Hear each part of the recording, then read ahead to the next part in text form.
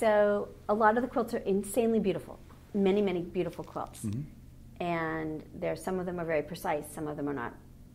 But there were templates and they were personal, and then as we get in sort of that renaissance on quilting, where we get new kinds of rulers and the rotary cutter and all AccuQuilt and all these things, that all of it's moving us in, and the 1/4 foot, and like everything about it, the invention is about becoming more like a machine, more perfection, more, and so that the industry drives in some way this notion of perfectness, and that classes are teaching you how to be, like all of it is sort of pushing to kind of the pressure of, the perfect corners, the perfect that. And yet when you look in the museums and the older quilts, they aren't perfect.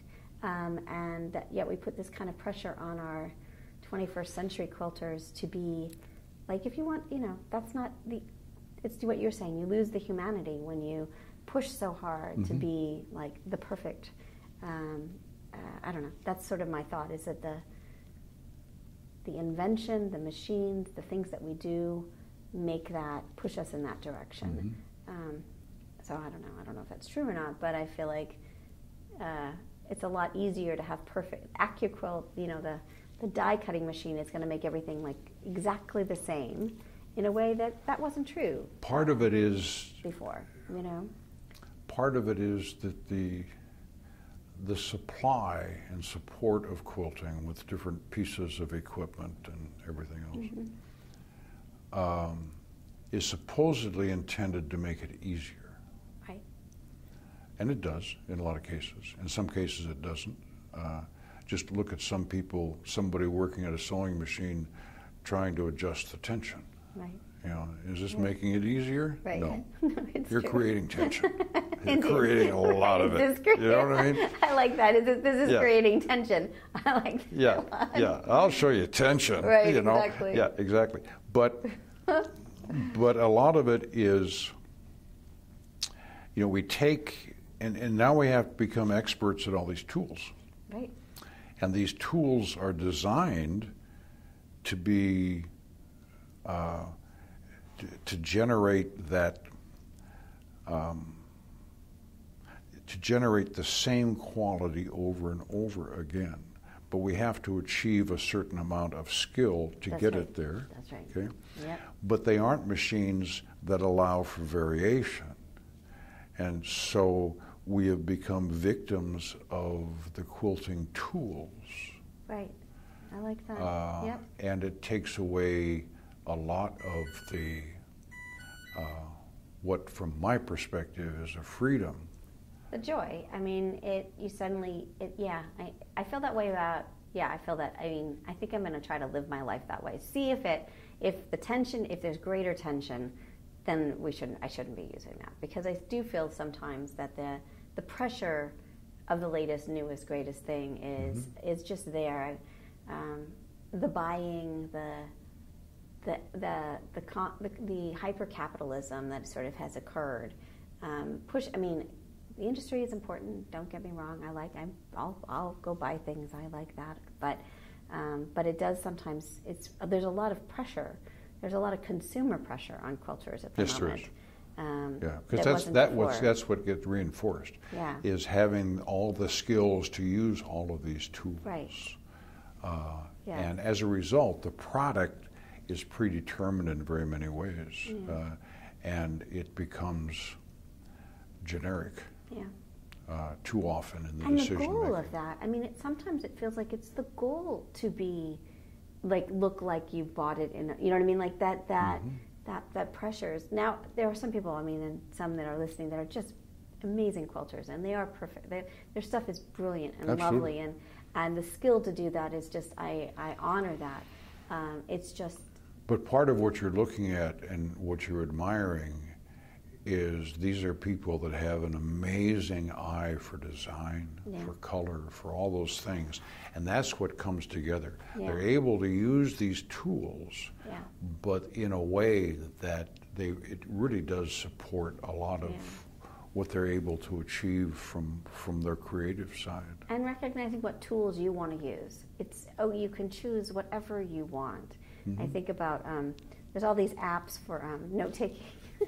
There's all these apps to keep you organized, and I really don't want to be beholden to an app of what I need to do for my day. Like, I still just keep a running list in a really general note, like little notebooks and note things, and that's okay, right? You know, you don't have to have the latest, like, you get to decide, you know. And again, I love that idea of, like, this is creating tension. Like, you don't have to do it.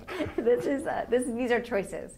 And that's going back to your grandmother, that like, it's, you know, there is, sometimes you are making it because you have to. Most of us aren't doing it because we have to, but it's our personal choices of what we get to use. Everything, we get to decide what we want to do, and not feel that pressure, the extra tension of the newer rule or any of those things. So, but I mean, new gadgets are great. I'm like, look, I love gadgets, I love technology, but I think also staying in your own lane, knowing what's good for you, super important. You know? Exactly. Yeah. So. Now, I'm a traditional quilter. At the same time, there are periods of time where there are exhibits here at the museum that feature more of the modern or studio, or, you know, that caliber of quilting. And I can look at some of it and I can say, wow. Right. I mean, they have taken a design element and carried it someplace that is, it's brand new to me. It's really cool. And I love it, I admire it, you know. Yeah. But I can look at a traditional quilt that has been done with such precision, okay? And I admire that, but the thing is sterile. Right. Yeah, I see that too. And but that's my eye, and I appreciate that. Yeah.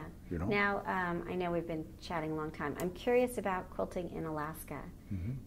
Did you see others quilting? Was there a tradition of that? And yeah, there was a local guild in Juneau where I was living. You know, there were some real, and there were a few of them that were just over the edge. You know, I mean, they were crazy. You know, and we had a great time. But you see, we all appreciated what each other was doing, you know, and we had fun with each other in that way because there were no rules, okay? That's one of the things that if I'm showing somebody how to quilt, or when I'm working with the fourth graders, you know, you know, I'll say, okay, now there's one rule in quilting. You cannot break it. You just cannot. And they're looking at me, their eyes are getting big. And I said, the rule is, there are no rules. I like that. And they just... they love that, right? Wow. Right. You see what I mean? Yeah. But that's the fundamental rule of quilting. Right. The other one is keep the eye happy. Yeah. You got to keep the eye happy. Yeah. But if you do that, you know, it's just open to you. Just go for it. Okay? This has just been great. Thank you so much. Is there anything else that you'd like to add? And then I have one.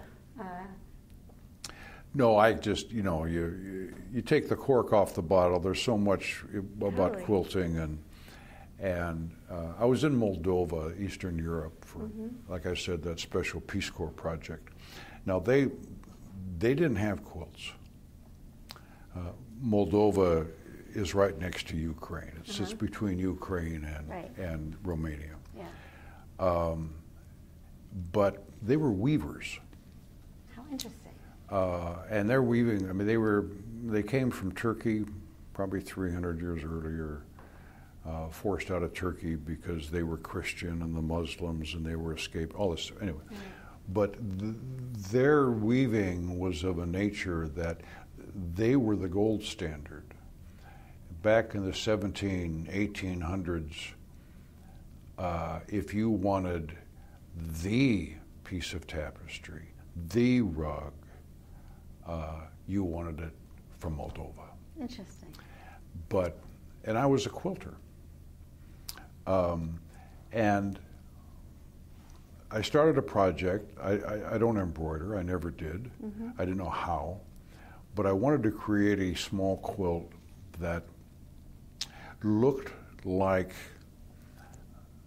it picked up the image of weaving, and there were 4 or 5 motifs that were central to that culture for hundreds of years, and there were the grapes, the doves. God, what else was the roses? Big on roses. Anyway, so I created this small, you would call it a baby-sized quilt, and I did it all with embroidery, trying to capture that element. That's very cool.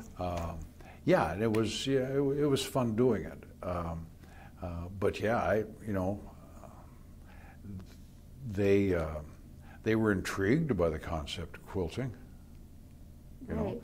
But they were very weavers. Different. They were weavers. Yeah, it was a So wonderful exchange. I have one follow-up question from earlier, which is when you quilt, I know the people are going to want to know, do you hand piece or do you machine piece? Everything's by hand.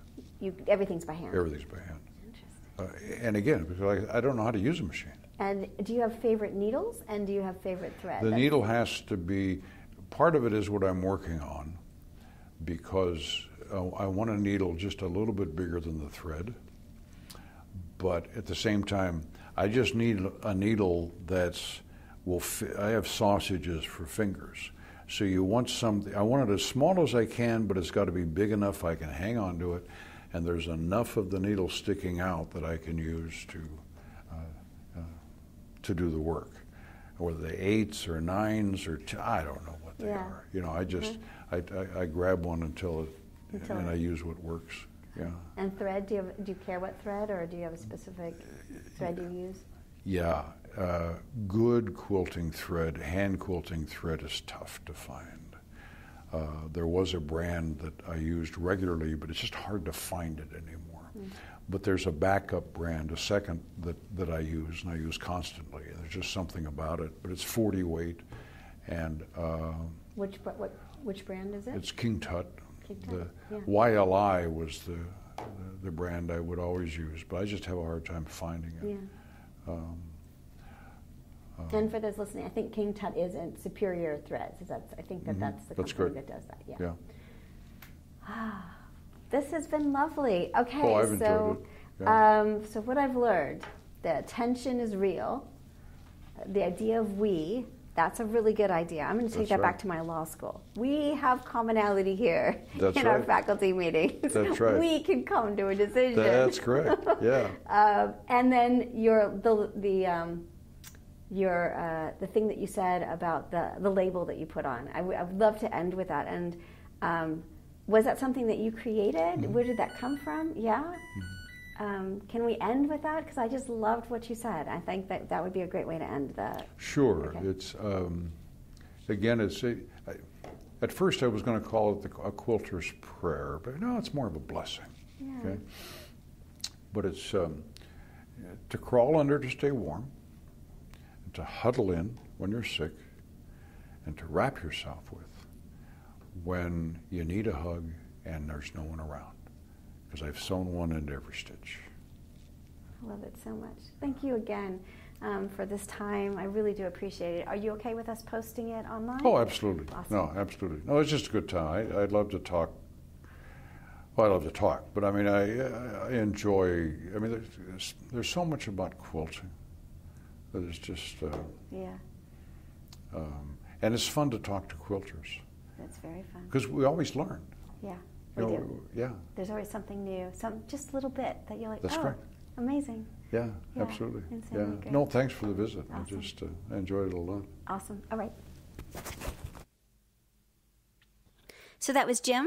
And I don't know, do you feel that you've been pulled back into time and had a philosophical thought about what it means to have quilting and to be quilters and to work on quilts?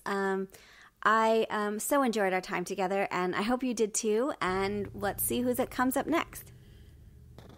This is Elizabeth Townsend Guard. You've been listening to Just Want to Quilt, a research podcast coming out of Tulane University Law School, and we are on the road, so no music at the moment. We are in Nebraska at the International Quilt Museum for the next couple weeks, and again, this was one of our interviews. I hope you get a chance to quilt today, and we'll see you soon.